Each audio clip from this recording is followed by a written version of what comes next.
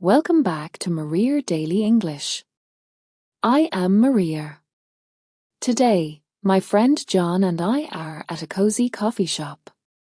Before we start, here is today's question. What do we call the extra money we give to the staff for good service? Listen carefully to find the answer. Let's begin.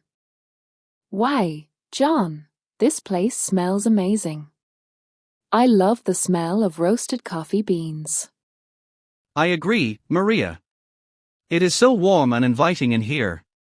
Let's go to the counter. I will order for both of us. Good morning.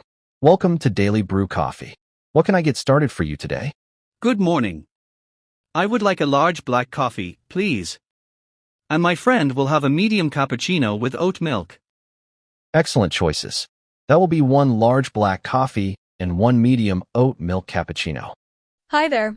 Your total comes to $8.50. Would you like to pay with cash or card? Card, please. Here you go. And could we also get a couple of napkins? Of course.